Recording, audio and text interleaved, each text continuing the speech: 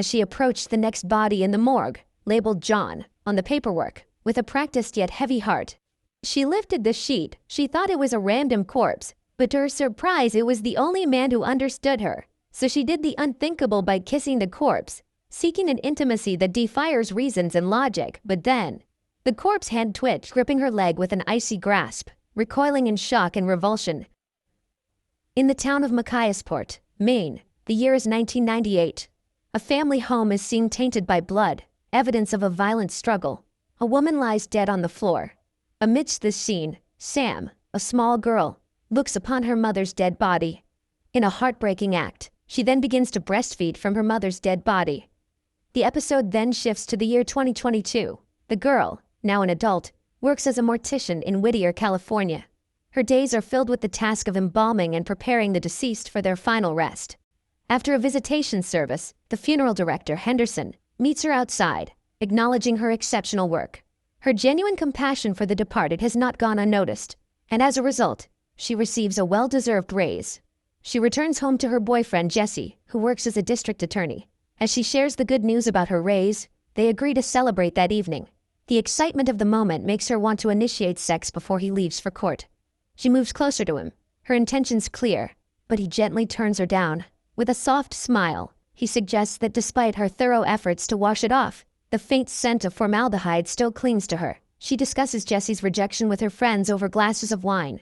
As they share their thoughts, Sam wonders if there might be deeper issues in their relationship, and if Jesse truly understands her passion for her work. Sam speculates that Jesse dislikes her work at the funeral home because it involves death. Her friends believe that relationships often involve compromise and understanding from both partners. When pressed if she would choose Jesse over her job, Sam hesitates. She explains how her work as a mortician fulfills her deeply. She describes her profound connection with the deceased and the importance of helping grieving families say their goodbyes. Sam is preparing a man for his service when Charlie, the new gravedigger and death removal tech, bursts into the room with another deceased person. As Charlie handles the body, Sam notices him whispering something to the woman in the body bag before he respectfully exits. Intrigued, Sam's curiosity about Charlie's actions grows. Later, Charlie admits to Sam that he thanked the deceased person for allowing him the honor of escorting her. He considers it a sacred duty to show respect and gratitude to those he transports. Sam listens intently, struck by Charlie's reverence for his work. That evening, after making a special effort to clean herself up for Jesse, they finally have a moment together. As they become intimate, Sam finds herself unexpectedly recalling flashes of Charlie. Another day at work, Sam and Charlie engage in a deep conversation about their beliefs regarding the afterlife and their preferences for how they want their bodies handled after death. They bond over the rich history of funeral traditions, sharing anecdotes about the diverse rites practiced in different cultures. Charlie, recognizing Sam's adventurous spirit, encourages her not to stifle it due to Jesse's more conservative preferences. In a vulnerable moment, Charlie shares about his family tragedy. He lost all his loved ones in a car crash caused by a drunk driver. Touched by his honesty, Sam feels she should also open up about her own experiences with death in her family, something she's kept private until now. Just as she's about to confide in Charlie, though, Jesse calls and interrupts, telling her that his parents are at their home. Sam hurries home to meet Jesse's parents, planning to find another chance to talk with Charlie and tell him her personal story. The house greeted her with darkness as she stepped inside, broken glass crunching underfoot leading her to the kitchen. This triggered a chilling memory of the home invasion that had tragically taken her mother's life. Overwhelmed by grief and fear, Sam collapsed, tears streaming down her face. In that moment of vulnerability, Jesse found her and embraced her in his arms, comforting her amidst the shards of shattered memories. But his embrace was quickly shattered by a surprise burst of guests behind him, revealing a festive scene meant to celebrate what he believed would be a joyous occasion, his marriage proposal. Confusion and pain clouded Sam's mind as she realized the crunch underfoot wasn't just broken glass. It was a wedding proposal, spelled out in her favorite cereal and rose petals. Jesse, hoping to create a romantic gesture with a touch of familiarity, had unwittingly triggered a deeply buried trauma. The cereal and petals, resembling spatters of blood in the dim light, served as a stark reminder of her mother's tragic end. Struggling to compose herself, Sam gently declined Jesse's heartfelt proposal, her voice heavy with sorrow and regret. She explained that the cereal, kept as a keepsake of her mother, was not just food, but a poignant link to her past. Overwhelmed by emotions and feeling misunderstood in her grief, she tearfully told Jesse he deserved someone normal, someone who could share in the joy of his romantic gestures without the weight of tragic memories. With a heart heavy with sorrow, Sam fled from the house, leaving behind a bewildered Jesse and a room full of well-meaning guests. The night, which had begun with hopes of celebration, ended in fractured dreams and unspoken words, leaving both Sam and Jesse to grapple with the painful aftermath of love and loss. Another night weighed heavily upon Sam as she approached the next body in the morgue, labeled John, on the paperwork. With a practiced yet heavy heart, she lifted the sterile sheet, anticipating the grim reality of another young life lost to overdose. Instead, her breath caught in her throat as Charlie's familiar face greeted her in silent repose. Tears streamed down Sam's cheeks as she whispered to the motionless figure. Charlie had been her anchor in the darkness, the only one who understood and accepted her.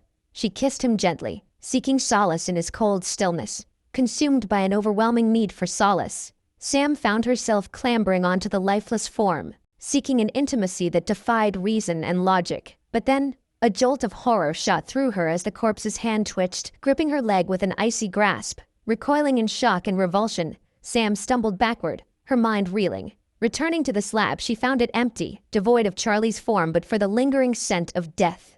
Fear and confusion overwhelmed her as she fled the morgue, retching violently in the corridor. Outside, Charlie stood before her, alive and breathing. Sam confronted him with a mix of disbelief and anger. He tried to explain, rationalizing his actions. He had taken a pill to slow his breath and used a prosthetic incision from an autopsy, all in a misguided attempt to snap her out of her despair. Sam accused him of crossing a line, of deceiving her into an intimate moment under pretenses. Charlie, burdened with remorse, insisted he only wanted to heal her, to make her see her pain. Their confrontation escalated into a painful exchange of accusations and regrets. Sam, overwhelmed by betrayal, declared they were nothing alike and turned away, leaving Charlie behind in the stark, haunting corridors of the morgue. 2 months had passed since Sam left the morgue, now working at a makeup counter, where the days were a stark contrast to the shadows of her former life. Occasionally, memories of Charlie would creep into her thoughts, the ghost of the past haunting her every moment. On her wedding day, her friend Danny observed the change in Sam, noting how different she seemed since leaving her job. Danny's concern was palpable, as she remarked on Sam's distant demeanor, gently asking if she was all right. Sam, with a faint smile masking her inner turmoil, simply shrugged and confessed that she just wanted a boring, regular life. The wedding ceremony was beautiful, filled with love and laughter. In her vows, Sam declared Jesse as everything she needed, her anchor in the chaos of life.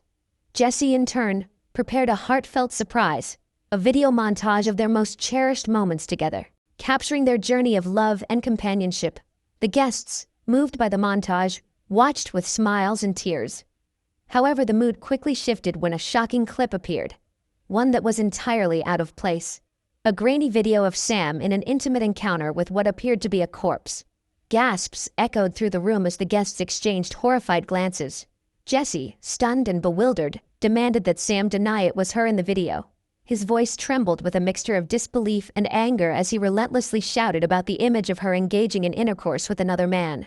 His words sliced through the room, leaving a stunned silence in their wake. Sam, caught off guard and overwhelmed, tried to dismiss Charlie as a delusional ex-co-worker. But Jesse's eyes, filled with confusion and hurt, couldn't ignore the damning evidence before him. Before Sam could respond, Charlie burst into the church, his presence a storm of anger and desperation. He shouted that Jesse had destroyed everything special and alive within her, his voice echoing through the sacred space. Fury and betrayal surged through Sam as she turned on Charlie, her voice rising with a tumultuous blend of anger and disbelief. She screamed at him, accusingly asking if he had filmed them. Her words were laced with pain and a sense of betrayal. Charlie, his eyes wide with regret, insisted that it was the only way to reveal the truth, to make Sam see her feelings. He claimed that he had done it out of love, to wake her from her delusions. But Sam's anger was too great. She angrily pushed past him, the wedding dress trailing behind her like a blur of fabric. With each hurried step, she fled from the church, leaving behind the echoes of Charlie's professed love and his convoluted justifications. Sam, seeking a maid job, impresses the interviewer with her skills and experience. However, another employee shows the interviewer something on her phone. Regretfully, he informs Sam that the position has been filled. He explains that they cannot hire someone with a sex offender background for their home service business. Desperate and feeling judged, Sam leaves, noticing the interviewer's repulsion. While in her car, Sam stumbles upon a viral Instagram meme featuring a photo of herself with the supposedly dead Charlie. Sam couldn't escape her reputation, finding no solace even in a coffee shop where she saw an old friend too ashamed to greet her. Harsh taunts followed her, branding her a zombie. Feeling alone and targeted, Sam's despair led her to buy a gun. One day, while in her car, she saw Charlie's hearse and chose to follow it. In a tense moment, Sam points her gun at Charlie, blaming him for the chaos in her life. Curious about his strong feelings, she discovers he staged a near-death event to shock her into awareness. Charlie selfishly wanted to maintain their connection. He also confesses knowing about Sam's mother and how Sam had cared for her lifeless body for days, mistaking it for love. Tearfully, Sam admits she misunderstood her mother's condition. Caring for her was the last time she felt secure. Despite her anger, Sam realizes Charlie's prank awakened her from numbness, but she feels he should have let her remain unaware. Feeling desperate and unable to make sense of her life, she points the gun at her head. Charlie convinces her they can find happiness together. Sam reluctantly agrees, shooting him in the stomach and pushing him into the grave he dug. As the earth covers them, they share a final, twisted intimacy. Let's make it to 500 likes, guys. Thanks for your support.